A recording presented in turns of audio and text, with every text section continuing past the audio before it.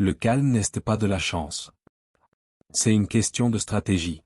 Prêt à apprendre à l'utiliser à ton avantage? Avez-vous déjà remarqué comment certaines personnes semblent marcher dans le chaos comme si elles se promenaient dans un parc par un après-midi calme? Alors que tout le monde crie, réagit sur un coup de tête et se perd dans ses propres émotions, ils prennent une profonde inspiration. Observez. Et ils répondent avec une sérénité presque déconcertante. La question qui ne veut pas rester silencieuse est-ce un cadeau ou une construction? Peut-être que tu en as assez de regretter ce que tu as dit sur le coup de l'émotion. Fatigué de sentir que tes émotions prennent le dessus sur ta vie alors que tu passes au second plan. La vérité, c'est que perdre son sang-froid n'est pas une faiblesse, c'est humain. Mais vivre constamment otage de ses propres réactions à un lourd tribut, énergie épuisée, relations effilochées, décisions précipitées. Voici maintenant la partie intéressante, ceux qui ne perdent jamais leur sang-froid ne sont pas nés différents. Cette personne a appris quelque chose que la plupart des gens ignorent. Il existe un mécanisme invisible entre ce qui se passe et la façon dont vous réagissez. Et quand tu apprends à maîtriser cet espace, sa vie change de niveau. Dans cette vidéo, vous comprendrez la psychologie derrière cette position apparemment inébranlable. Il ne s'agit pas de devenir quelqu'un de froid ou distant. Il s'agit de développer une sorte de force silencieuse qui transforme le conflit en clarté et la pression en pouvoir personnel. Et peut-être, juste peut-être, découvrirez-vous que cette capacité est déjà l'attendant d'être entraînée. Il existe un type de personne qui, quand tout devient une tempête, ne désespère pas. Elle ne hausse pas la voix, elle ne se dispute pas pour prouver qu'elle a raison. Alors que la pièce chauffe, elle garde son calme intérieur comme quelqu'un tenant une tasse de café sans renverser une goutte. Ce n'est pas de l'apathie, c'est de la présence. Avez-vous déjà vu quelqu'un comme ça lors d'une réunion tendue ou d'une dispute familiale? Tout le monde réagit sur un coup de tête, et cette personne se contente d'observer, d'écouter, de respirer. Cette posture transmet une sorte de force silencieuse qui impose le respect sans avoir besoin de spectacle. C'est le type de présence qui stabilise l'environnement. Ce qui est intéressant, c'est que cette figure semble avoir un équilibre mental rare. Non pas parce qu'elle ne ressent rien, mais parce qu'elle a développé assez de lucidité pour remarquer ce qui se passe en elle avant d'agir. Et c'est exactement là que commence le secret. Beaucoup confondent calme et froid. Mais laissez-moi vous dire quelque chose d'important, ceux qui ont un calme intérieur ne sont pas des gens vides à l'intérieur, ce sont quelqu'un qui ressent, mais qui sait gérer ce qu'il ressent. C'est de la maturité émotionnelle, pas de l'indifférence. La différence est subtile, mais elle change tout. La froideur repousse, la véritable intelligence émotionnelle vous rapproche. La personne calme n'ignore pas la colère, la tristesse ou la peur. Elle pratique l'acceptation émotionnelle, elle reconnaît ce qu'elle ressent sans se laisser dominer. C'est comme se dire intérieurement ok, je suis agacé. Mais ça ne décidera pas pour moi. Et voici quelque chose de puissant, la régulation émotionnelle n'est pas réprimative. Réprimer, c'est la cacher, elle explose à un moment donné. Réguler, c'est ajuster le volume. Il s'agit d'exercer la maîtrise de soi, non pas de nier les émotions, mais de réagir consciemment. Et quand on comprend cela, on commence à réaliser que le calme est bien plus actif qu'il n'y paraît. Personne ne se réveille un jour avec la maturité émotionnelle installée à l'usine. La personne qui fait aujourd'hui preuve de calme intérieur a probablement traversé des pertes, des frustrations et des moments où il semblait que le sol avait disparu sous ses pieds. La douleur, c'était le professeur dur, exigeant, mais extrêmement efficace. À un moment donné du voyage, elle réalisa que réagir par une explosion ne faisait que multiplier la souffrance. C'est à ce moment-là qu'elle a commencé à développer une résilience psychologique. Non pas parce qu'il voulait devenir fort, mais parce qu'il avait besoin de survivre émotionnellement. Et, peu à peu, l'intelligence émotionnelle cessa d'être une théorie pour devenir une pratique quotidienne.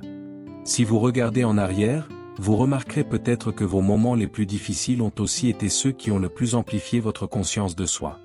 La douleur, lorsqu'elle est bien comprise, enseigne la régulation émotionnelle mieux que n'importe quel cours de motivation. Et c'est précisément à ce moment-là que quelque chose change à l'intérieur. Il y a un tournant dans la vie de ceux qui développent un calme intérieur lorsqu'ils réalisent que tout contrôler, c'est comme essayer de tenir l'océan entre leurs mains. Plus tu te pousses, plus tu es épuisé. Et c'est là que commence la transition du contrôle strict à l'acceptation émotionnelle. Accepter, ce n'est pas abandonner. C'est comprendre que tout ne dépend pas de vous et c'est normal. La vraie maturité émotionnelle vient quand on apprend à surfer sur les vagues au lieu de les combattre.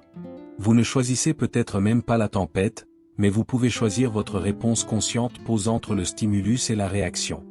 En pratique, cela commence par de petits exercices: prendre une profonde inspiration avant de répondre à un message provocateur, attendre quelques minutes avant de prendre une décision importante, observer ses pensées sans agir immédiatement. C'est l'entraînement à la maîtrise de soi et à la régulation émotionnelle. Et plus tu t'entraînes, plus tu réalises que le pouvoir n'est pas de contrôler le monde, mais dans la gouvernance elle-même. Maintenant, sortons cela du champ philosophique et amenons-cela à la science. À l'intérieur de votre cerveau se trouve une petite structure appelée l'amygdale et non, ce n'est pas celle de la gorge. L'amygdale cérébrale est responsable de la détection des menaces et de la réaction rapide. C'est utile, bien sûr. Mais quand on prend les choses en main, on réagit avant même d'y penser. C'est là qu'intervient le cortex préfrontal, la partie la plus exécutive du cerveau. Il est responsable de la planification, du raisonnement et de la réponse consciente posant entre le stimulus et la réaction. Quand vous pratiquez la régulation émotionnelle, vous renforcez littéralement cette zone. C'est comme aller à la salle de sport, mais pour l'équilibre mental. Voyez-le ainsi: l'amygdale crie danger. Mais le cortex préfrontal demande: calme-toi, est-ce vraiment une menace ou juste un inconfort? Ce discours intérieur est le berceau de l'intelligence émotionnelle et du contrôle de soi. Et plus vous pratiquez cette pause, plus il devient naturel d'agir avec maturité émotionnelle plutôt qu'avec de l'élan. Il y a un espace invisible entre ce qui se passe et ce que vous faites ensuite. La plupart des gens ne réalisent même pas que cet espace existe, ils réagissent simplement. Mais ceux qui développent un calme intérieur apprennent à vivre là, dans ce petit intervalle où naît la véritable réponse consciente posant entre le stimulus et la réaction. C'est dans cette microseconde que le contrôle de soi entre en jeu. Tu sens l'irritation monter, le cœur s'emballer. Mais au lieu d'agir sur un coup de tête, il respire. 3 secondes. Cela semble peu, mais c'est suffisant pour activer votre régulation émotionnelle et retrouver un équilibre mental. C'est la superpuissance silencieuse que presque personne ne forme. Vous voulez commencer? Essayez quelque chose de simple chaque fois que quelqu'un vous taquine, posez une question avant de répondre. Cela force votre cerveau à sortir de la réaction automatique. Progressivement, vous renforcez votre conscience de soi et développez une force tranquille qui ne dépend pas de l'humeur de la journée. Et plus tu maîtrises cette pause, plus il réalise qu'il prend le contrôle de son propre esprit. Beaucoup de gens regardent quelqu'un avec un calme intérieur et se disent: oh, elle est née comme ça. Mais non, ce n'est pas un trait de personnalité fixe, c'est de l'entraînement. C'est une discipline émotionnelle appliquée chaque jour, surtout les jours difficiles. La maturité émotionnelle ne tombe pas du ciel, elle est construite dans les détails. Considérez la régulation émotionnelle comme un muscle. Si vous ne l'utilisez que lorsque vous êtes en plein chaos, vous allez échouer. Ainsi, des pratiques simples font la différence: méditation pendant 5 minutes par jour, notez ce que vous ressentez avant de vous coucher, lire des livres comme Qui pense que s'enrichit de Napoléon Hill, pour entraîner la concentration et la mentalité. Cela renforce votre conscience de soi et élargit votre intelligence émotionnelle. La véritable paix intérieure est le résultat de la répétition consciente. C'est choisir de ne pas réagir aux petites taquineries, même quand on le pourrait. Il s'agit de développer une résilience psychologique dans les situations banales de la vie quotidienne. Car, au final, ceux qui maîtrisent le trivial sont bien plus préparés à affronter l'extraordinaire. Dans de nombreux cas, le calme intérieur a commencé comme un bouclier. Après s'être blessé plusieurs fois, la personne apprend que réagir par une explosion ne fait qu'aggraver la douleur. Alors elle se referme, prend une profonde inspiration et se crée une sorte de protection émotionnelle. Au début, c'est la survie. Ensuite, cela peut devenir une stratégie consciente. Cette transition est importante. Lorsque la tranquillité n'est uniquement comme défense, elle peut devenir un distanciant. Mais lorsqu'on travaille cela avec conscience de soi et acceptation émotionnelle, cela évolue en quelque chose de bien plus puissant, une force silencieuse. Ce n'est pas fuir le conflit, c'est savoir comment le franchir sans se perdre. C'est là qu'intervient la véritable résilience psychologique. Vous comprenez que chaque affrontement ne doit pas forcément se transformer en bataille, que toutes les critiques ne méritent pas une scène. Ce type d'équilibre mental protège votre énergie et renforce votre intelligence émotionnelle. Et quand cette protection cessera d'être la peur et deviendra un choix. quelque chose change dans ta façon de voir le monde. Quand le calme intérieur devient une partie de vous, votre façon de voir la vie change. Les problèmes cessent d'être des menaces personnelles et deviennent des défis interprétables. Ce changement de perspective est le résultat de la conscience de soi et de la maturité émotionnelle. Vous arrêtez de vous demander pourquoi cela m'arrive-t-il? Et commencez à vous demander qu'est-ce que cela essaie de m'apprendre? La régulation émotionnelle vous permet de voir des schémas là où auparavant vous ne voyiez que le chaos. Une rupture devient un nouveau départ. Une erreur devient une expérience d'apprentissage. Un échec devient un ajustement de cap. C'est un véritable équilibre mental, non pas nier la difficulté, mais en extraire du sens. Cela renforce votre résilience psychologique presque sans que vous vous en rendiez compte. En pratique, essayez d'écrire après une journée difficile quelle était la leçon cachée ici.